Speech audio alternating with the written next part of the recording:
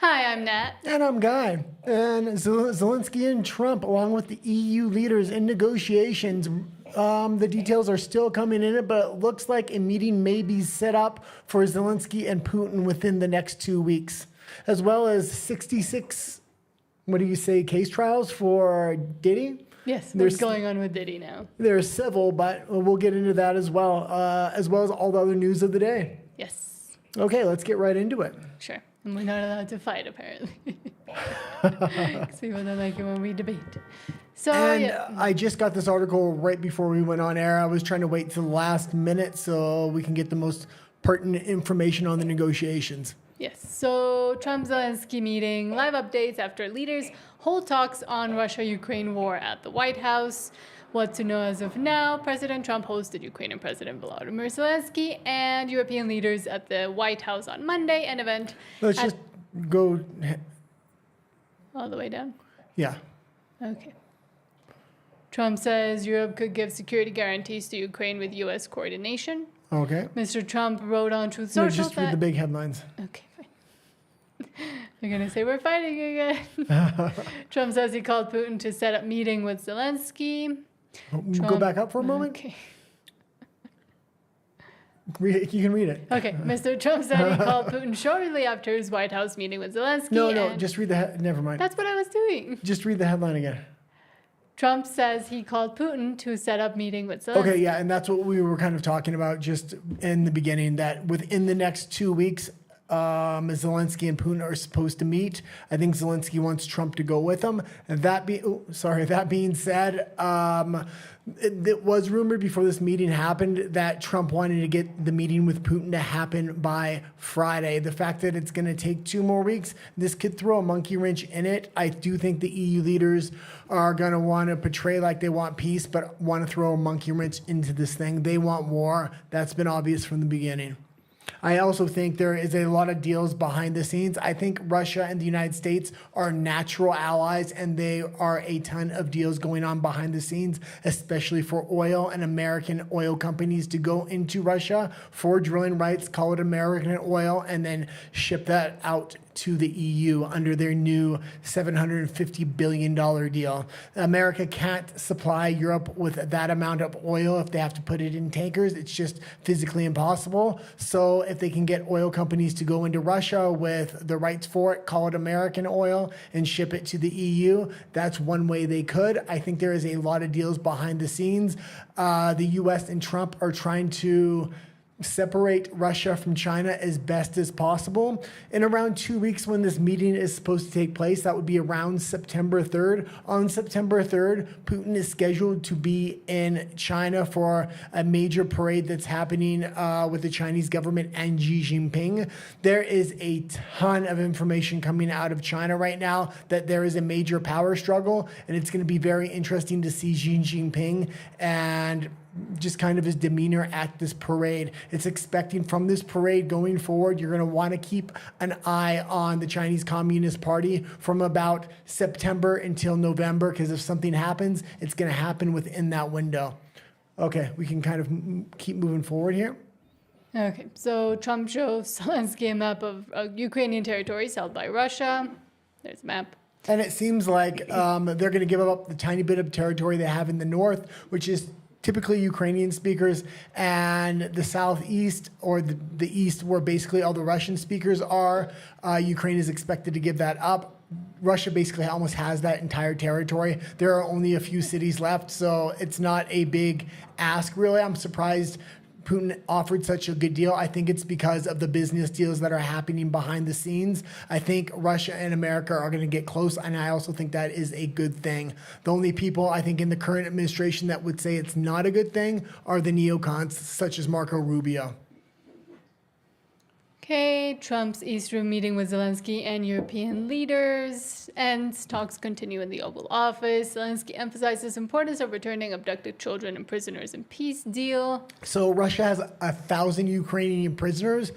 To this point, they've been doing prisoner swaps for 1,000 here, 1,000 there. Ukraine just doesn't have any prisoners left to give. They don't have any Russian captures right now, so they there's no way for them to get back their 1,000 soldiers. In a show of good faith, Russia is possibly putting that on the table, that they'll exchange prisoners for nothing in return, possibly. Trump also had really good things to say about the Italian premier or president. Giorgia Meloni. Giorgia Meloni, yeah. Very complimentary of her. Of all the leaders that came, Giorgia Meloni was really the apple of Trump's eye. He's always kind of liked her, so that's a good thing. The one person that was really snubbed from the talk negotiations, it was all the biggest leaders from NATO and the EU except for Mark Carney. He was intentionally not invited. And then as for newest updates, so Zelensky says no date for meeting with Putin. Shortly after leaving talks at the White House, Zelensky told CBS News that he hadn't set a date to meet with Putin, but he's prepared for a summit with the Russian president. Mr. Trump was pushed for a meeting between Putin and Zelensky, followed by a trilateral meeting with the two leaders. Yeah, so there is no exact date, but it's supposed to happen within the next 2 weeks. So there is a time frame. This leaked from the German chancellor. Zelensky's probably a little bit scared to talk about what exactly went on in the meeting. He doesn't want to look like he's leaking information. We do have a recording of the German chancellor, though. Do you want to play that? Oh. Which? If you have it on X. Hold on. You talk about it and I'll find it. Oh, no, that's fine. Just go back to the article. Hold on. I have it now. Okay, well, it's not that important, so you can just go back to the X. Oh, I can't find it now. Okay, go back to the X, please. What do you mean the X? Oh, sorry, go back to this, yes. NATO chief calls Trump-Zelensky meeting very successful. NATO Secretary General Mark Rutte called Monday's meeting between Mr. Trump, Zelensky, and European leaders very successful. Rutte said that the group discussed security guarantees for Ukraine, which Zelensky has cast as a key facet of any potential deal with Moscow. He said the leaders did not talk about the possibility of Ukraine ceding some of its territory to Russia because they need full clarity on how the guarantees will work. Yeah, and every single leader at the table was extremely complimentary of Trump, almost over complimentary. So they're kind of being forced into this deal unless they want to take the war over. They don't have the money. It would literally bankrupt the EU. That's why this was a win-win situation for Trump. Trump really looks at the EU as globalist and kind of as the enemy. He needs to bankrupt them or put them in a position where the US has total control over them. If they would have bought the weapons to the tune of $500 or $600 billion, they still would have lost the war and bankrupt themselves in the process. So what's going to happen going forward, I think, is major deals with Russia, American companies coming in to drill for oil, stuff like this. That's going to limit the export of what oil is allowed to go to China. So I think Russia will keep friendly terms with China, but it will be a lot of their mining and oil resources will have to be shared and bought up by the Americans and the EU.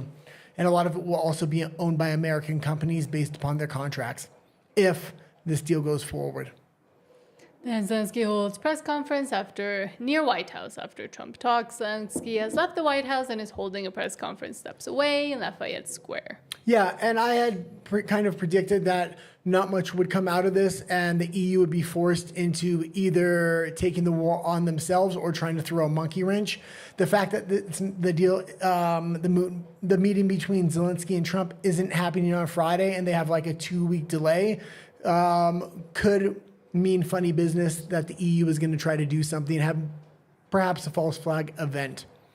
So, okay, we can go into the next article if you want. Do you have any? Rafa says, well, before let's read the comments. Rafa says, live with Guy and the Nat. Thank you. Rafa also says, finally, I'm able to reach you on this schedule. Good. Yeah, sorry, we changed things around. And also says, Trump really needs those two to make peace if he wants people to forget about the Epstein files.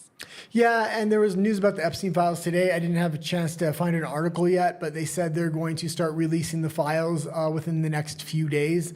So they keep saying that. We'll see what actually happens. All we can do is kind of keep an eye on it.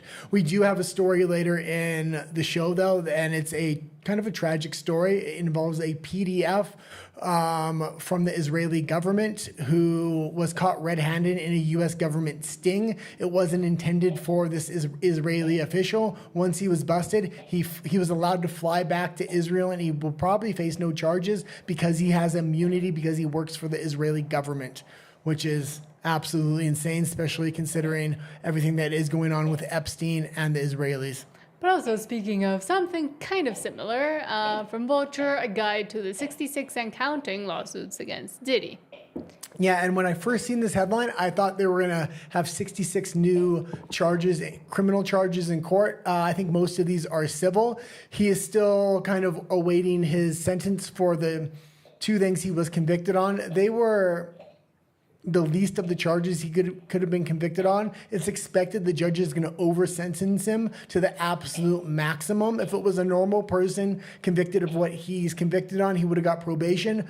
But because people are suspecting there was a call made because he was given no bail, he may catch 10 years on each case, which would be a 20-year sentence.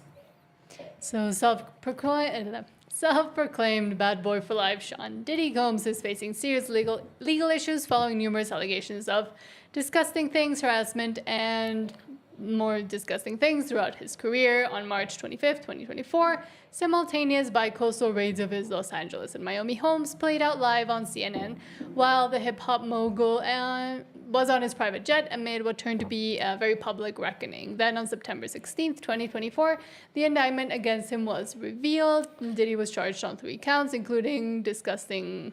Yeah, there was a surprising article I was reading the other day, and it was about Peter Thiel, and they're saying Peter Thiel may be the new Epstein Diddy. I didn't know a lot about Peter Thiel other than he ran Palantir. Palantir is kind of forming as the new military-industrial complex, but Peter Thiel's actually gay, and he used to have major exploitative parties at a lot of his mansions, and he openly said what he was kind of doing there, and he said, yeah, it was a good old gay time. And so a lot of people kind of suspect Peter Thiel, because he's in the surveillance industry of the American public, that those parties were there's definitely videos from those parties. So it's something I would kind of keep an eye on. So in civil court, however, Diddy faces a deluge of disgusting assault allegations from victims as young as 10 and involving incidents as recent as 2022. Lawsuits continue to be filed as his federal criminal trial, the United States versus Diddy, moves to closing arguments in New York, and this is from a while ago. And then do you want me to go through all the lawsuits? No, that's good. I just wanted to kind of give an update for everybody.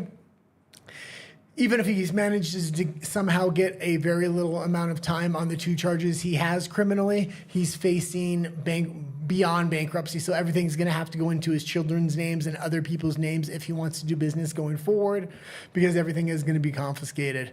That being said, again, the 2 criminal cases, he's facing up to 20 years in prison, and he should have kind of got on probation. They mischarged him when they did charge him with the initial suit. Okay, let's go into the next article here. Moving on to what's going on in Britain, which I don't think that many people know about, but... Yeah, with all the new censorship laws in Britain, they're doing a very good job of shutting down the mainstream media from talking about this. I'm not seeing a lot come out. So breaking, the police have now issued another Section 40 dispersal order at the Britannia Hotel and are arresting protesters who are refusing to leave. The police are refusing to let people exercise their legal right to protest. Disgusting. And these are the protests that are going on against migrants, a lot of migrants being housed in hotels in the UK. And the community doesn't want them there. Yeah. For obvious reasons. And they kind of have let this go on and on. They have intentionally created this problem. It's obviously that it's intentionally created because Donald Trump was able to put an end and a stop to it immediately. The EU and the UK's government we can't do it. It would be illegal for us to stop the migrants from coming in because they have asylum claims. So that being said, it looks like they've created a problem in order to offer a solution of most likely digital IDs and stripping freedoms from the UK people. Well, the UK people will probably end up asking for it in exchange for the exiting of the migrants. Mm-hmm. Okay, let's watch what's kind of going on here. And they're no longer able, there's mass protests in the UK at all these migrant hotels. Old women, children, everybody's kind of coming out. It's impossible for the government to ignore anymore.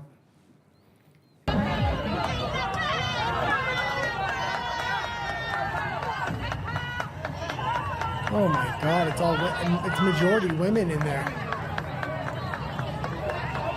Well, Well, we're going to talk about this next because these are the Pink Lady protests, or the Pink protests, from the Pink Ladies, which are mostly older women, but also women that have kids. And it's a different segment of the population that has been protesting in the UK. So it is called the Pink Protest. Mums and children dressed in pink peacefully protest outside controversial migrant hotel before Yobs clash with cops. Well, and there are very, very old ladies in what would you call wheelchairs and stuff of this nature, which it just looks bad when the cops are arresting women like this. Yes. It does not make it for good headlines for the UK government. So they're among 200 anti-migrant marchers waving flags, including a giant St. George's cross, and calling for an end to small boat crossing. So across the English Channel from France, usually, mothers and children dressed in pink protested outside Britain's most controversial migrant hotel yesterday, and these have been ongoing throughout the past few weeks. Before masked Yobs hijacked the event and clashed with police, demonstrators chanting "Save our kids and women" shut down a busy road outside the four-star Britannia International Hotel in Canary Wharf, East London. And they made 40 arrests with this thing, and it's 40 arrests for what? Not for violence or anything like that, because this is considered hate speech if you speak up against migrants in your country. Mm-hmm. So you're not even allowed to have free speech there anymore, and you will be arrested. That's the line the UK government is now taking against their own citizens. And I do think it is very useful to have the older ladies and moms and children also against it, because in the end, they have been the most obscured since the government had tried for about 20 years to hide the disgusting things that migrants were doing, specifically to women and children in smaller towns. And the police were not letting that information come out or even prosecuting it. Well, also it makes for a better visual with the pictures. Usually they're dressed in red and white for the English flag, and they're able to kind of write about the protest as if they're nationalists or Christian nationalists or something like that, kind of acting like that's an insult. But when you have all these pink ladies dressed like this, they look like feminists, and it's hard to keep a narrative in line, especially for the papers. And they do continue to bring in migrants there at the Britannia Hotel. Oh, yeah, there's no stop to this. The UK government is consistently saying they're stopping this, but if you look at the numbers day after day, it is not being stopped. It's the same in Canada as well. Mm-hmm. The only one that is able to stop it so far is Donald Trump. So last night, the Met Police issued a Section 42 dispersal order banning some demonstrators from gathering outside the hotel for 28 days.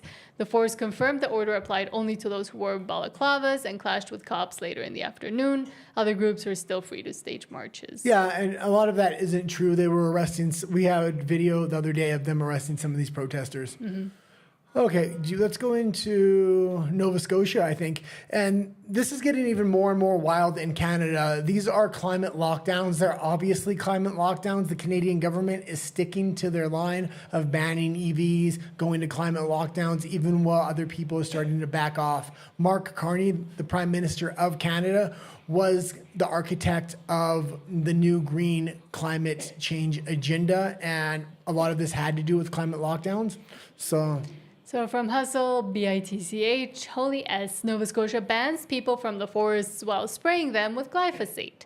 They're literally saturating the forests with Roundup. The trees will die, the land will dry, and the fires will come. This is engineered collapse, and we know exactly what they've been up to, according to Hustle, BITCH, and we do have the article over here. Yeah, and it's very strange because Nova Scotia they didn't call them climate lockdowns. What they did was they said, oh, there's forest fires, it's too dangerous to go in the woods. But when they declared that there was no forest fires in the area, mm-hmm. they were concerned there was going to be forest fires. And they said it hasn't rained. Even after it rained, they didn't take the lockdowns down. There's videos of a lot of people walking in the woods after it rained, even though the government said you will be arrested, up to a year in jail, $100,000 fine. Canada is going crazy. They're spraying the woods with these chemicals now that are going to kill and dry up the trees, causing more forest fires. Rather than logging, which they can do, controlled burns, which they could do, or clean up the forest, they're going to take the one measure that will cause more forest fires, which are killing these trees, having them become live tinder. And it's not like they're going to spray the whole forest. I'm sure they're going to do specific areas so they can have maximum exposure to climate extreme weather. And there's also been a lot of information coming out about chemicals like glyphosate that are used in the agricultural sector as well, and the effects they have on the human body, which are not good. So closing down the forest to protect the trees, but then spraying chemicals that are terrible for people in general. It sounds like Canada, honestly. But spraying woodlands would increase the amount of flammable material compounding already high. Wildfire risks during the drought has greatly diminished the rivers and water supplies needed to extinguish the fires. And this goes back into creating a problem so they can offer the solution. The problem is climate disaster, climate change, forest fires. Now we have to have lockdowns. Nobody can go into the forests. That being said, I kind of forgot what I was going to say there. Glyphosate, forests, fires. No, you can just talk a little bit. Continue. But speaking of the crazy insanity of the green agenda and the actual plan behind it, Wide Awake Media says, on a scale of 0 to 100, how likely are you to change your life in order to meet net zero targets? Net zero targets will force people to change their lives, says Labour. From the UK, Chairman of Energy Committee, Bill Esterson, says people will absolutely be required to make adjustments as part of the transition to clean energy. Yeah. Oh, did you want to read about it or no? Well, it was just a post. Oh, okay. Okay, let's go into the next article. Republicans look to make a U-turn. Yes, I know where it is. I'm just finding it. From ABC News, Republicans look to make U-turn on federal commitment to electric vehicles for the Postal Service. The U.S. Postal Service is facing congressional attempts to strip billions in federal EV funding. And these all stories kind of connect with the whole climate change and the measures that have to be taken and how much and how far and to what extent we're supposed to comply with things and projects and ways of even living in life that actually don't even help that much and that become a burden on everybody. Yeah, there's no point to having EVs, an EV mandate. If EVs are the better vehicle, they last longer, they're easier to repair, then people will naturally choose those vehicles, especially if they're cheaper. But none of this stuff is true. They've been sold a lie. Countries are trying to completely mandate EVs like Canada by the year 2035. They're stopping the sale of gas vehicles starting this year. They're cutting it down and eventually they'll be completely phased out. This doesn't work in Canada because it's a cold weather country. But that being said, for the U.S. Postal Service, an EV is only as good as the batteries, as long as the battery's going to last. And in order to replace the battery, it costs tens of thousands of dollars. With the older postal trucks, because they don't go very far, they just go on the same route every day. They sit there and then it's driven down the block. They tend to last a long, long, long time if they're gas powered and mechanical. So the fact that they're going to these electric vehicles is just going to cost more. Well, that they're trying not to. But a year after being lauded for its plan to replace thousands of aging gas-powered mail trucks, and also mail trucks are very iconic. Gas-powered with a mostly electric fleet, the U.S. Postal Service is facing congressional attempts to strip billions in federal EV funding. In June, the Senate parliamentarian blocked a Republican proposal in a major tax and spending bill to sell off the agency's new electric vehicles and infrastructure and revoke remaining federal money. But efforts to halt the fleet's shift to clean energy continue in the name of cost savings, but also the repairing costs. I believe it's a lot easier, cheaper, and faster to repair a gas-powered car than it would be each of these EVs if they run into any sort of issues. Well, not necessarily. Actually, repair costs are lower on EVs. The problem is the lifespan of the vehicle itself. So although it may cost more in repair costs, it's well worth the repair cost than having to buy an entire new vehicle. Donald Mattson, president of the National Rural Letter Carriers Association, said canceling the program now would have the opposite effect, squandering millions of dollars. I think it would be short-sighted for Congress to now suddenly decide that they're going to go backwards. Yeah, a lot of this progressive EV propaganda that was brought in, they thought if they just invested a ton of government money and a ton of money into the EV sector, that it would get off its feet and eventually it would be cheaper than gas-powered vehicles. What they're finding is it's impossible to manufacture these EVs, especially in the United States, without losing money. So they're reliant on subsidies to keep it going. And that's why these American car companies now want to move away from these. Mm-hmm. And also...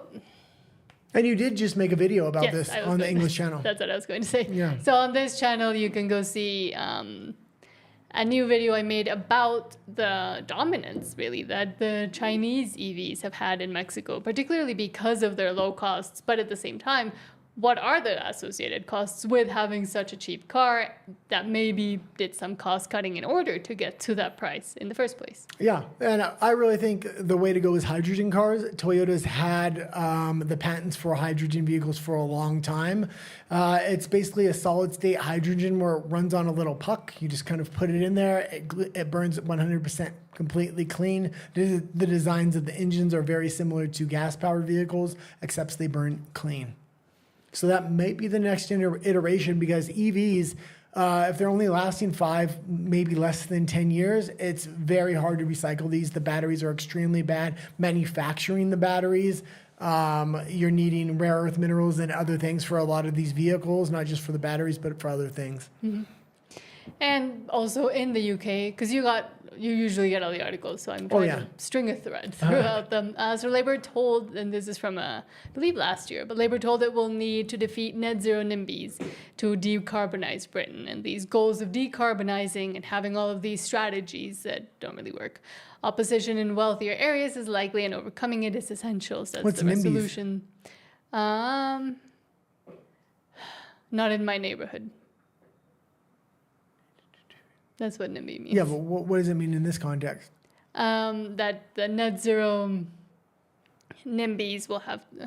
Why don't you read the article? That's what I'm trying to get to. The government will need to take on net zero NIMBYs and ramp up public investment to decarbonize Britain's homes, transport, and electricity system, a leading think tank says, with Keir Starmer promising a rapid transition to decarbonize the power system by 2030. A report by the Resolution Foundation said achieving the target would require more government spending and private investment. However, the think tank said projects required to meet the goal, including new solar farms, battery storage, and onshore wind turbines, were likely to face resistance from local groups. This is just going to put the UK in more poverty than they're already in. They should be moving towards nuclear and using oil and gas as the transition. Green energy is good for individual homes, but not in cold weather countries like the UK. The one country that has leapfrogged everybody as far as nuclear goes is China, and the United States is going to need to do some catching up. If they want to do that, I really hope this peace treaty with Ukraine and Russia comes together, because Russia is one of the leaders. They actually are the leader in the manufacturing of nuclear. So I would love to see an alliance between Russia and the United States. And it does seem that an alliance of interesting sorts is forming. We actually spoke with a pretty religious person not that long ago, and they were saying they were not even almost believing and shocked that in Canada and a lot of the US, a lot of the pastors and especially the other branches of Christianity, not so much Catholicism, at least in Europe and in the US and Canada, have gone completely, not just woke, but like all pro-alphabet community, and trying to completely retell the story of Jesus, who he was. Maybe he was queer, that maybe like all of the signs point to the fact that, and that this is what pastors are trying to put out there in the world. These are considered LGBTQ and women churches. Women and LGBTQ membership amongst these churches is kind of growing at an extreme rate, and in traditional Orthodox churches or Catholic churches, you're having men flock to that. So you're having a separation amongst the religion. Yeah. So, well, which ones would you say it is? Like Episcopalian, Presbyterian? I would say Orthodox and Catholic churches. No, I'm asking the other side. Yeah, everything else. So the Protestant, everything Protestant, basically. It would just has branched off. You just focus on the one and then just put everything else in the other group. Because this one is from, I believe, a Protestant church, because they're on the pulpit. Or like whatever book is there. I can see it says... Is this the one with the video? Protestia, yeah. Oh. So he says, how queer was Jesus? Yeah, I remember when I got this video, I was just so disappointed and saddened by this thing. But I mean, the outside of the church are literally covered in LGBTQ rainbow flags. Not just rainbow flags from Christ, but it has the brown and black stripes on there. So it's very prevalent within Canada, and it's starting to go to the United States as well. This is from Protestia, whatever that is. How queer was Jesus? He was an observant Jew, but he was 30 years old, no wife, no job, hung out with 12 other dudes. Wasn't he a carpenter?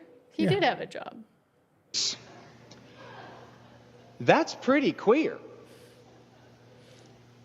Queering the Bible takes Jesus and other outsiders and religiously stigmatized folks in the past and juxtaposes them with contemporary queer folks and Christians, realizing that despite our past cultural differences, sexual and gender differences, that we share similar histories of out-of-placeness or vilified sexualities and gender diversities.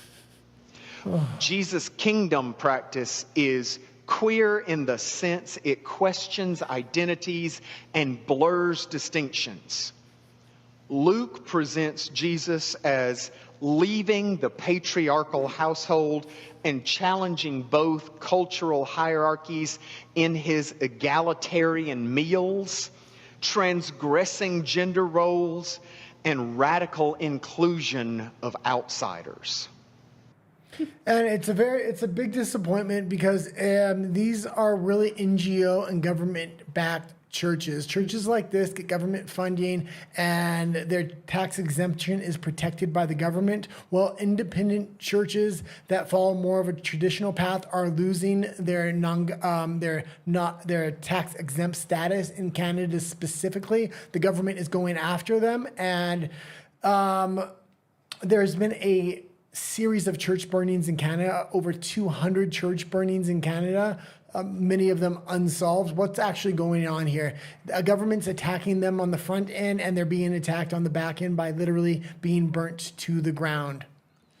And I mean, well, at least myself, I'm not religious, but I do understand the notion and the importance of keeping, not be this blasphemous about it, but the fact that it's now going on. And we also showed another clip the other day on BLE. We showed another clip of a woman pastor also saying and talking to kids about gender expression and how Jesus loves everybody. So in a lot of ways, they're trying, in my opinion at least, trying to hide a lot of this woke ideology, to call it that way, or gender ideology within the church to kind of keep it safe in a way. Yeah, the church is putting on the skin suit of the right now. And just trying to sell this message secretly once you're kind of in there and appealing to certain groups.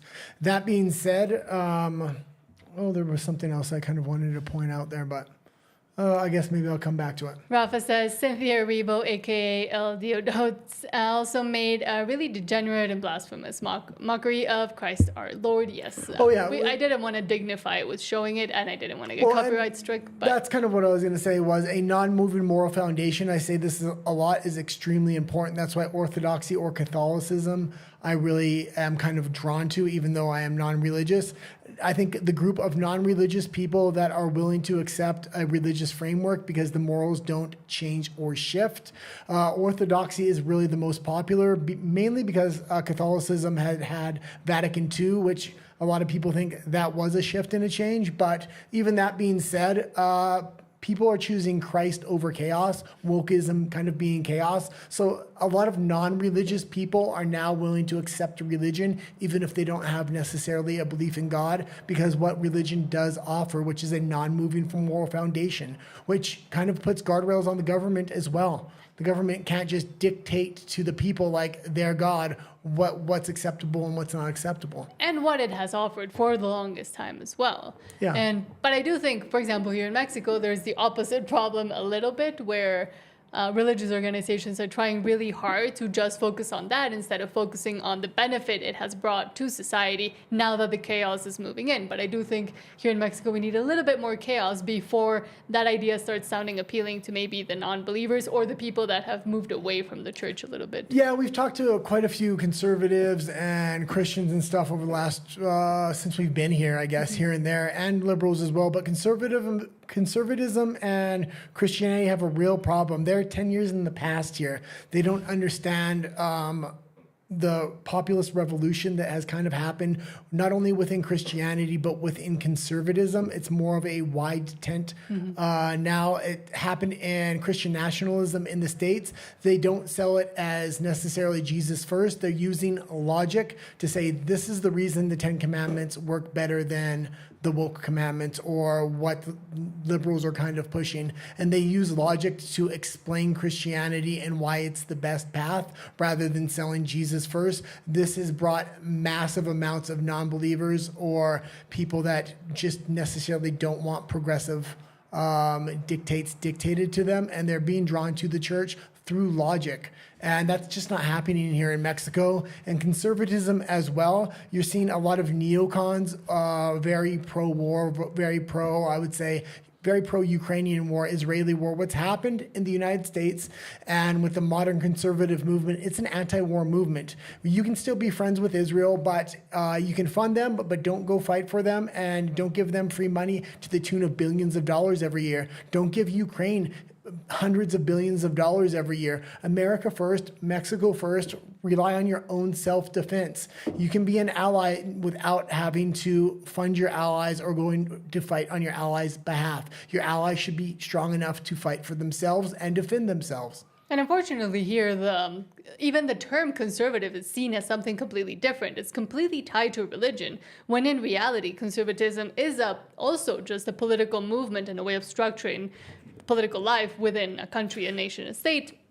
And if there's no separation here, if there's no understanding that conservatism also just means smaller government, better managed government, less spending, less reliance upon the state, then I don't think the movement can really move anywhere here in Mexico if people continue to be stubborn enough to say, no, we need religion at the forefront. It has to be the foundation and the groundwork as to how you build up laws and how you build up society, but not put it at the forefront and just talk about, Jesus, blah, blah, blah, blah. Conservatives here are still stuck in that George Bush dictate neokind mindset. Rather than when kind of Trump came in. Trump used to be a Democrat. He brought a lot of the best Democrat beliefs and left the ones that weren't good, such as freedom of speech, anti-war. Those are directly taken from the traditional liberal movement, and they're now conservative values. Donald Trump also welcomed the libertarians, and there are a lot of good libertarian values that he brought in. A lot of the best intellectuals within the conservative space are actually disenfranchised libertarians that have left the bad libertarian values behind and brought the good ones into the conservative movement. That's why the modern conservative populist movement is nothing like the conservative movement here in Mexico. Hopefully that can change, and hopefully debates amongst conservatives here will become a thing so we can talk it out and kind of figure out what the best ideas are. And I do want to continue to try to do that, at least with this and our other channel, because I do think it is important, especially at least for me, when I say I'm not religious, but I'm still conservative. And as a non-religious person, I understand and see the value and the importance of having a non-moving moral foundation that has come through religion for the past centuries. So yeah. We'll continue to do that. But I mean, it's also interesting to talk to these people that believe otherwise. And I do think it's important to have those dialogues and those conversations. Yeah. So hopefully soon we'll have some more dialogues. And it's very important to keep a dialogue open, not with just the right, but also the left. Because what happened with Trump and the conservative movement in the States, that door was left open. People like RFK, Tulsi Gabbard, they came on in.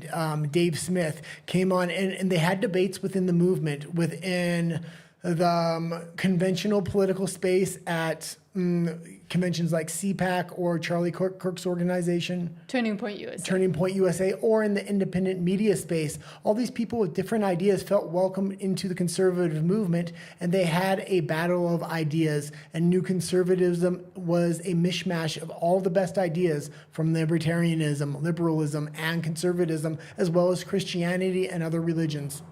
And also, and here that is more needed. And for example, I think Agustin Laje, if you don't know who it is, you can look him up. He does some things in English. He has the right idea where he says it has to be a bigger tent movement. We can't just focus on the old notion and conception of what conservatism was in Latin America in general, but in Mexico specifically as well. And he says you have to invite a bunch of different people, otherwise the movement can't continue and move forward. And I also think or be useful even. Christianity is always going to be the base of the conservative movement, because these are loyal people that will get out and kind of form a movement. But it's important not to necessarily put the religious part of the movement right in the front. They're kind of the base. So everything is kind of built on top of that. The reason you don't put them in the front, a lot of people that don't like religion, it's highly divisive. You either like it or you don't, but you don't want to scare people away right in the beginning. It's kind of the equivalent of LGBTQ on the left being put at the front of their movement. It's very divisive. So immediately you're going to scare half the people away that you kind of need.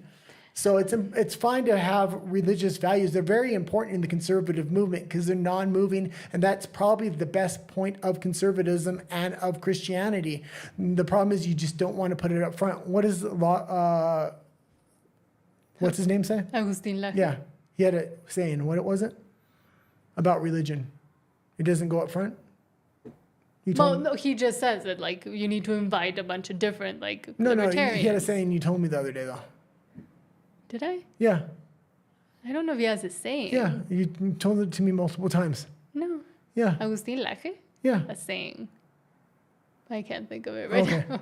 I don't think that was him, though. Yeah, Maybe it you- was something else. Okay. But I mean, during CPAC, he came last year in Mexico. We went to CPAC and saw him say it live, telling not just Verástegui, but every other conservative in Mexico that has this very narrow idea that you do need to bring in the libertarians, the capitalists, everybody. It has to be a bigger tent movement. You can't just focus on this is what conservative means and it's meant it for however many years. Part of the problem is I think a lot of the conservative movement, it's smaller here, but is probably financed by U.S. neocons from the conservative movement because it definitely has that feeling to it. It's these George Bush conservatives. They'll say they're Trump, but if you ask them questions, they're very pro-war. They're even pro-censorship when it comes to things that they don't like LGBTQ. As much as I don't like a lot of LGBTQ stuff in politics, we shouldn't be censoring them because if we censor them and they get in power, then we get censored. So... And then there's the opposite with the PAN, the National Action Party, who is the only conservative option supposedly here in They're not Mexico as conservative. of now, but they're not conservative. They're going completely the opposite way as well. So Rafa has a lot to say. So I'll read what Rafa has been saying. He says, actually, I got close to Catholicism because I saw how much those evil creeps hated it. If they hate Jesus, it must be because of something. And then Rafa says, I think Nat has the misconception because of Verástegui, who actually sucks as a politician. I do agree, Verástegui is not a good option. But he's the best. The thing is, he might suck as a politician, but he's the best option that's available here right now. And that's an issue. And the reason he's the best of a bad bunch is because conservatism and Christianity haven't involved here. They haven't had to debate. They debate in their own echo chambers. So they haven't evolved like it has in the United States. The United States is 10 years ahead. They need to have those debates and they need to have them publicly with people that have different ideas. And Rafa says, what Mexico actually needs is Christians to be more radical. No. I've participated in Catholic political organizations and they are good at politics, but they tend to be too kind. I can agree with that somewhat. And that's how, but they're also Christianity or Orthodox Christianity in the States has really taken that more radical approach in your face. They're not going to say sorry. They're going to debate you, and they're going to have the hard debate and say the hard things directly. And they have won over people en masse in the intellectual debate space because of that. But, I mean, I think... if by more radical you mean more at the forefront, I don't think that helps because that alienates people. And that's the last thing you want to do if you're trying to build a political party or organization. And it's not just Verástegui, it's a bunch of other new ideas that have surged, but that still continue to sound even cultish in a way. Yeah, and I don't think religion is a cult. So the fact that they're starting to sound that way is not a good thing for them. You also need a transitional figure. Trump is that transitional figure possibly into Christian nationalism, but he's very non-religious. But he's religious in a sense, but he doesn't put it into the forefront. He puts Mike Pence as his vice president in the first term because that appeals to the base and the Christians without having to be in your face about the religion and turn away everybody that is non-religious. That's his way of appealing to the moderates. It's the same thing with J.D. Vance. He appointed J.D. Vance. He's an intellectual and a very smart Christian, but he's the vice president. So he worked as a transitional figure because he knew how to keep the Christian base close, but not in the very, very forefront to turn away the moderates. Yes. So I do think the next person that comes up within the United States is going to be much more forward facing with their Christianity, and it works because Trump worked as the transitional figure. Here they're trying to go from where they are now right into 0 to Christian 60. nationalism or something like that. And if they want to do that, that's fine, but they're going to need to have a transitional figure and not turn away moderates. Let moderates understand why religion is good other than Jesus. Logically explain why the system is the best system. And how it counteracts what they're starting to see within society with the alphabet community and ideological shifts, etc. But Yeah. it doesn't seem, at least from conversations we've been having, like they want to, but hopefully we can do those conversations on camera soon, because I do think it's valuable and important to do that also here. Yeah, and we also do talk with some liberals, and I'm telling you what, liberals are a little bit behind here too. I don't think they fully understood what was happening in the States. They still think traditional liberalism is kind Exists. of where it's at, and they're starting to understand now that it's going extremely radical and progressive. And when they say, well, I have this belief, they say, well, you're conservative now. And they want to deny it. And I tell them to look at the platform of Donald Trump and other American politicians. And liberals here are really starting to adopt modern conservative values. So liberals are starting to become conservative here Because it's it's that open shifted. over there. Yeah. Whereas here, they want to just continue for it to be just religion is the most important thing, and you can't be conservative if you're not religious, Yeah. which is not going to gain you any support. And academics really run the political space here. And credentialism as well. And which I credentialism hate. and big money. So they're really far behind because academia doesn't understand and doesn't have prevalent information quick enough. They're running 5 to 10 years behind. They're not clued into social media. Social media isn't just garbage. It gives you almost instant information. I talk to a lot of academics here and there when we go meet for lunch or coffee on both sides of the thing. And I know the most of what's going on in politics on a day-to-day basis. I have to inform them of what's gone on for the past 2 weeks, for the month, what's going on with Zelensky. And sometimes they don't believe it because the information they're getting and the only information they're willing to get is so far behind. But it's the same with the credentialism. Like, it shouldn't matter how many PhDs or how much education you have, because we know the education system has been corrupted all the way from kindergarten to, postgraduate. So And if you ask, they still don't understand the fact that a lot of people, maybe not here, but in the States, don't see education anymore, at least within the modern conservative or new conservative movement in the States, as something that's super valuable. I mean, look at Charlie Kirk, think of him what you want, but he goes forth and says, I never went to college. I think college is a scam because it has been captured by crazy people. And also they think they're reaching out to people when they write these books. They always put their books up front. There's this liberal professor I talked to, and he's got a lot of books. Happy about his books. There's a conservative gentleman. It was a book. How are you reaching out to people? Well, I wrote all these books. The majority of people you're trying to reach probably don't read, or if they can read, they choose not to read. You need to reach out through social media, and you have to do it intellectually and grab them where you have to meet them where they're at rather than them expecting to meet you where you're at. But in an understandable way enough for Yeah. the general public. Also, a lot of people them don't want to go to the general public here in Mexico, which again, some of them might not be able to read and write, but understanding and showing them how to understand the concepts in an easier way, Well, that to them would almost be blasphemy, because how am I going to reduce myself to such a, it's too simple. I remember a lot of my videos, I try to make simple on purpose, because that's the kind of people I want to reach, the people that are just want to consume or watch videos and maybe don't understand certain concepts. If you make it too, intellectual, I mean, I could do it. It's not like I don't know how to, but I make a conscious effort to make it easier for anybody to understand. Well, and this is why debate is so important, because it's number one, it's entertaining, so people will watch it. You can choose different subject matters that do relate to people, or even if it's an unrelatable subject matter, you can relate it to the common person. So, you can put a common person against an intellectual, and often the common person with common sense will, in a battle of wits, very often run circles around an academic. Yeah, because academics focus only, they know one thing or a few things very well, but then when you try to push them into the normal, natural world or the real world, they don't really understand how things work anymore because they focused for so long on that one thing that they're really good at, which we do need people like that, but they can't be as well at the forefront of a movement either. It has to be a normal person. Yeah, there's only so many people. There's only a small group of academics, and if you appeal to them, that's a small voting block. There's a whole lot of working class and poor people, and they're not listening to academics. And like, you need to meet them where they're at, speak common sense. Mm-hmm. Okay, let's go into the next and article. Rafa says, besides, how can we include movements that are non-existent in Mexico? Even most of the Christian population is not actually right-wing regarding the economy. That's why I don't agree on that analysis. Oh, what was that? Do you want me to reread it? Yeah.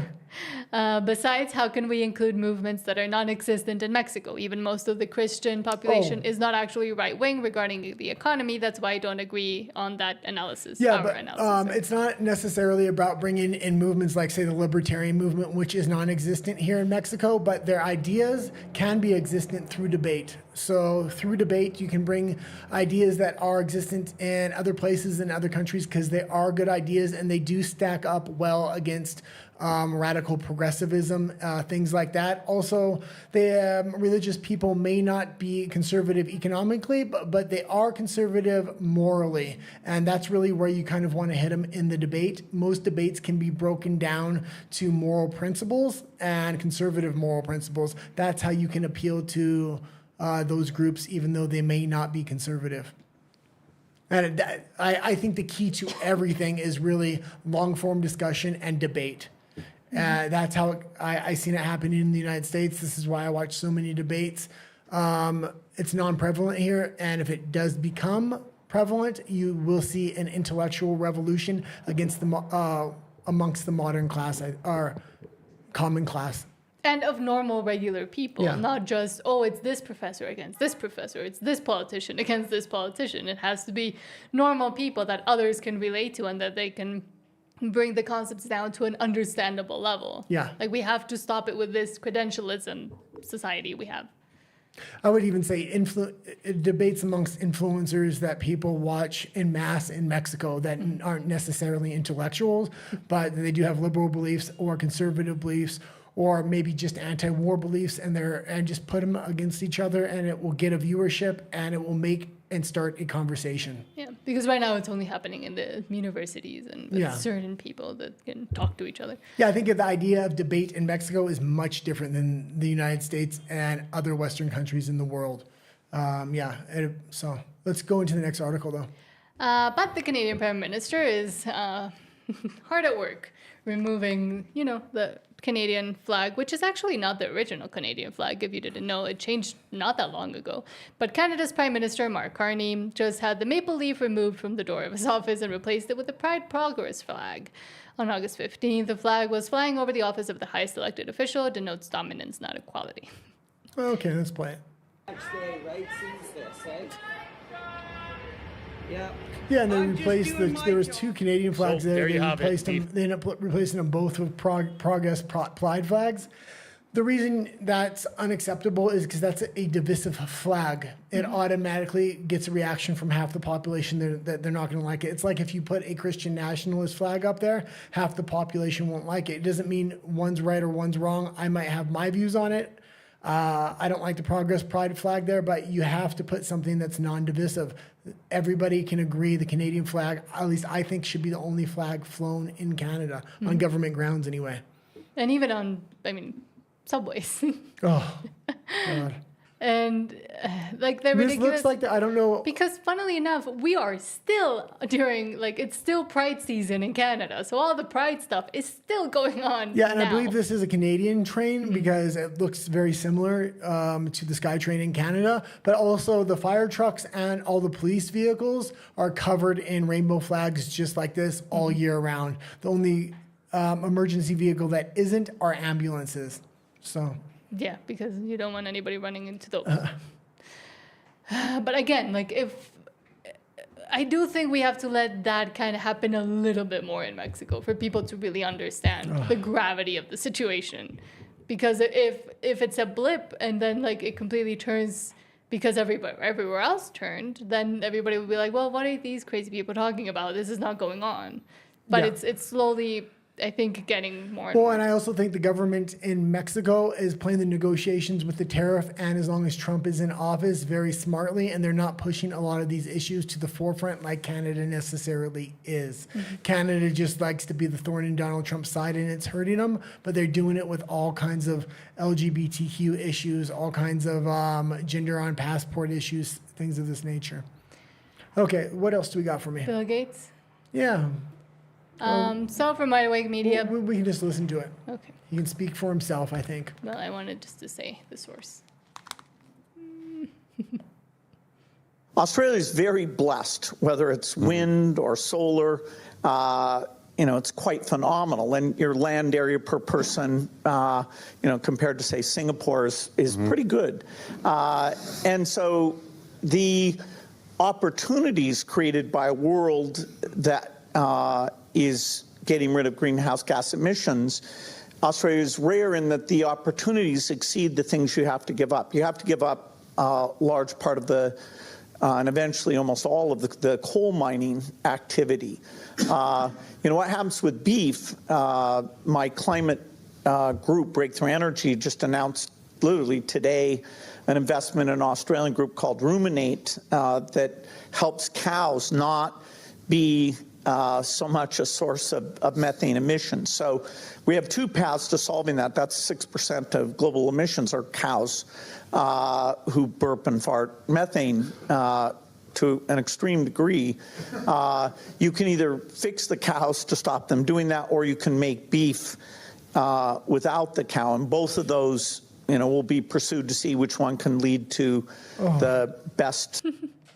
And that's just ridiculous. Like, he's talking about lab Beef grown without the meat, cow. and we know that he's doing that, but they're genetically modifying these cows, which are bad enough. But then on top of that, they're growing them in labs, and they want to genetically modify them or feed them food to make them not have gas. That doesn't seem healthy for the cow, and it doesn't seem healthy for the person that may be eating the cow. That consumes the cow. Yeah. It's insane. They need to get rid of, Bill Gates needs to be banned from investing in these private industries. But would you believe in banning a I don't- private citizen First of all, from 6% investing? of global emissions by cows. I don't believe that. I think these are made up statistics and figures. You're telling me all other animals in the world do less global emissions than that? And a lot of those studies were not also taking into account the environment, and there's a whole long documentary about why the whole cow thing is not, like the tests and the way that they analyzed it and did the investigation was not actually like scientifically Yeah, done properly. good. Yeah. But speaking, there is one way Canada right now is reducing emissions, and it's through Air Canada being completely Yeah, grounded. and this is a huge story, and we should pay attention to this because similar things could happen in other countries. It is very interesting. This is turning bad for the Canadian government. So from Mark Nixon, Air Canada locks out workers at 1:30 a.m. All flights suspended. So right now, Air Canada's flight attendants are on strike. And I'm if you didn't know. expecting this strike to last quite a while. Both sides are dug in, and the airline thought they had the trump card here. Well, what do I mean by that? Let's kind of explain what's going on here. Airline workers in North America, through their union contracts, are not getting paid when they're doing the desk and they're checking people's passport. Only when the airplane door locks and unlocks are they getting paid. So once they're on the plane and the moment they leave the plane, they're no longer getting paid. They're on average, a flight attendant works almost 40 hours unpaid a month. That's almost a week. That is a week's worth of work. So they're wanting to get paid for all the time when they're checking passports, when they're doing the people in the line, when they're doing the safety checks, all that on the plane. They should be getting paid for that. And they're threatening to go on strike. The airline thought that they were an essential service. So they made a backroom deal with the government that the government would step in. So on the first day of the strike, the government said, you're not allowed to strike. You're an essential service. You'll be arrested if you strike. Back to work. The union leader ripped up the government contract, said, if you want to arrest us. We're not working for free anymore. Canadian Airline is very unlikely to wants to pay them appropriately because most airline unions in North America do not pay flight attendants for most of the time they work. And so Air Canada doesn't want to be the first one to set the precedent because that would mean a snowball effect for all these other unions. So I really don't know what's going to happen. My likely inkling is the government's going to step in and try to force these people back to work or start forcing arrests or maybe even giving a subsidy to Air Canada to actually pay the airline workers or something. For a little bit. Yeah. And but also the workers don't necessarily need to work because they do qualify for EI, which is unemployment insurance. So they should be able to strike for 6 months. I would suspect. The fact that the government is trying to come in and make strikes illegal, that's stepping on the constitutional amendments of the Canadian government itself. So, And so if you have any flights to Canada anytime soon, I mean, this could go on for long. I mean, right now, there hasn't been any clear way in which they can even resolve it, especially now that the union leader and the CUPE leader, which is what the unions are called in Canada, has completely said, no, we're not going to work. You can try to do whatever you want to us. We're not returning until well, and demands are met. this isn't the first time this has happened. This is like the fourth or fifth strike on a national level. The Canadian government has stepped in and said the workers have to go back to work. So now what's happening when these workers are threatening to strike, the corporations are just waiting till they go on strike and then appealing to the government and waiting for the government to come in and say, we're going to arrest you if you don't go back to work, which is crazy. And because the union says Air Canada flight attendants won't return to work despite strike being declared illegal, and that was today when they declared the strike illegal. The union for 10,000 striking Air Canada flight attendants said Monday they won't return to work even though the strike is now in its third day and has been declared illegal. Oh, and the government shouldn't be allowed to kind of step in on a strike like this because there are other airlines within Canada and within the world. So it's not a monopoly like it's 100% essential. You can buy tickets with other airlines. You can make other arrangements. So the fact that the government is stepping in saying the country would shut down if you don't go back to work, that's not true. So, And Air Canada has also relied a lot on government help, let's just call it, in the past. well, the So Canadian government used to own Air Canada, and they don't anymore, though. the strike at Canada's largest airline is affecting about 130,000 travelers a day at the peak of the summer travel season, and the two sides remain far apart on pay and other issues. Oh, and we do have the CEO of Air Canada was actually recorded, and he doesn't have a plan for this because a backroom deal was cut between him and the government, most people believe, and he was expecting the government to step in, and when the government threatened arrest on these people, Air Canada thought they would go back to work, so they haven't even planned or done any kind of preparation for what are they going to do with all these flights. Management. But now, Let's play that. I think we have just the union leader one. We don't have the CEO one. Oh, you don't? I bookmarked it. Did you? No. Well, should we watch what the Yeah. union leader said? So he says he's going to go to jail before he goes to work. What's the limit that you're prepared to exert here to try to make your point? There's no limit. We're going to stay strong. We're going to stay committed to making sure that those workers can do the job that they love doing and actually be able to afford a roof over their heads, to afford caring for their families. And if it means folks like me going to jail, then so be it. What's the limit? And in another press conference, he ripped up the back to work order from the government, which good on him. They're standing up. So, And here I have the other video of the Air Canada CEO okay. from Christo Ivils, I think is the name. Soon as the strike happened. But you didn't make any provisions before to ensure that passengers, or at least some of them, would get to where they're going? Well, we thought obviously the Section 107 would be enforced and that they wouldn't illegally avoid the Section 107. Right, so you made no provision because you didn't realize the union would do this. They gave us no indication they would do this. Right. soon as the strike happened. They gave you an indication that Right. you weren't paying them appropriately, and they're like, you can't afford to live in Canada with the wages they were making.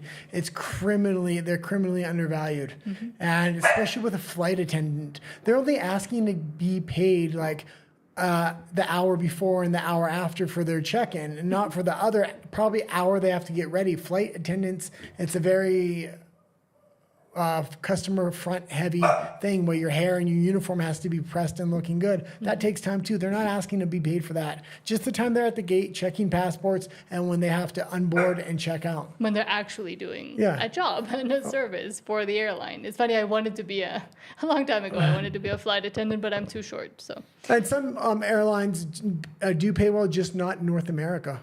Funny enough, in Saudi Arabia, they pay extremely well. And I mean, Mark Nixon is also right here that Mark Carney thought he could use mandates to crush workers. Instead, 10,500 flight attendants just gave him the biggest test of his time as prime minister. And, almost all these flight attendants are liberals or progressives. Yep. These are his base of voters, and this can go very wrong for him if this snowballs out of control. Why do we know that almost 100% of these people are progressives? Because they all had to be vaccinated or jibby jabbed at some point. It was a mandate if you wanted to be a flight attendant to be jibby jabbed, and they were directly threatened with their jobs. So. And I mean, that doesn't absolutely say that you're When you look at a them liberal, and you hear the yes. interviews, they're liberal. And I know most flight attendants, they're all very progressive, especially in Canada. I'm just talking about Canada here. Unpaid work has got to go. Hey, hey, ho, ho. Unpaid work has got to go. But yeah, these are all his voters. So Unpaid work has got to go. Hey, hey, ho, ho. Women, Unpaid work women, has got to go. women. Hey, hey, ho, ho. Unpaid work has got to go. yeah, Women he or has baby he's pissing off a lot of old people because he's wanting to cut Social Security.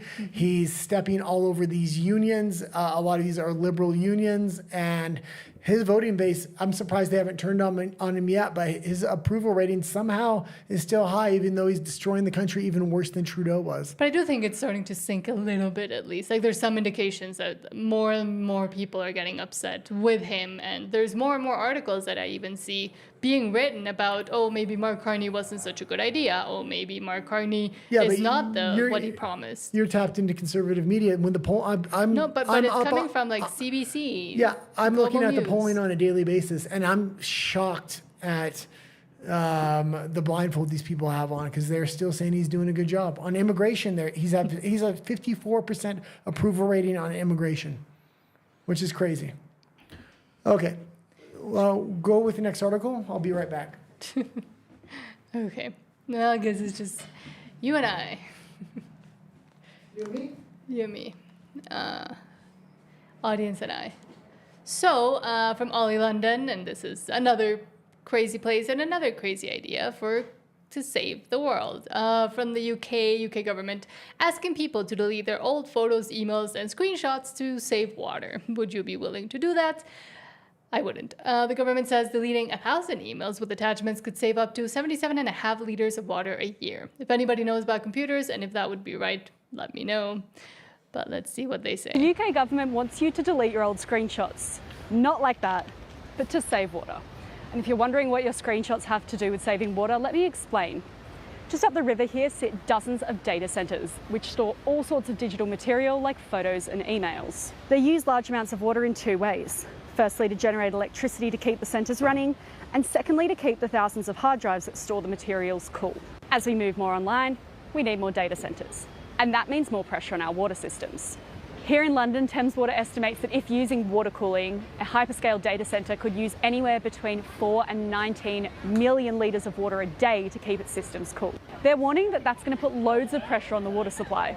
But the government says deleting 1,000 emails with attachments could save up to 77.5 litres of water a year. And now that large parts of the UK are in drought, the UK government is asking its citizens to help out.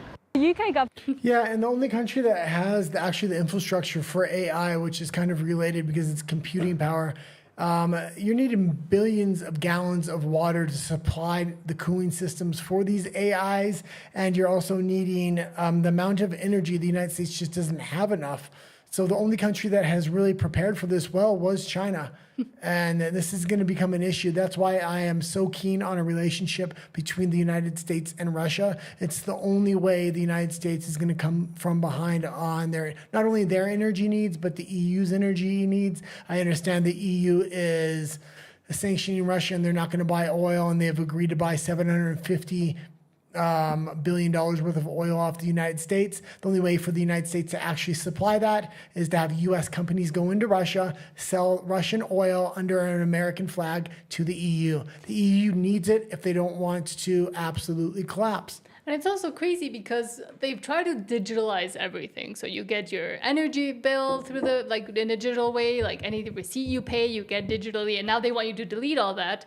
But before you, like, if I were to have to delete, like, a lot of my emails, I would have to print off everything that's important information. And yes, we get a lot of junk emails and stuff. But do you really think people in the UK are willing to go through their old screenshots and old emails and just delete stuff? No, nobody's going to do that. Yeah, but it's step one. You got to create the problem so you can create the solution.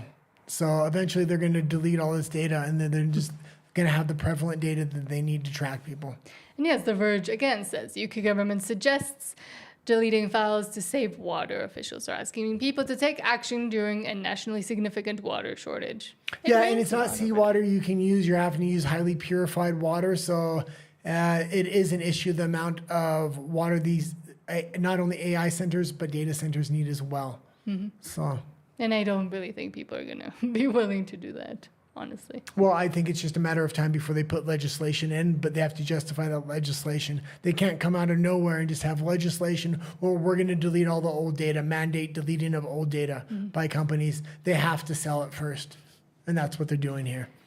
The UK is insane. But we're going over to RUMBLE because the rest of the stories for today we cannot talk about on YouTube, but we'll see you over there. Same channel name. If you haven't subscribed to this channel, please do so. We'll see you We're on trying Wednesday. to get to 500 subscribers. Yes. Adios. Hold on. Okay, let me log into my Rumble account, see if we have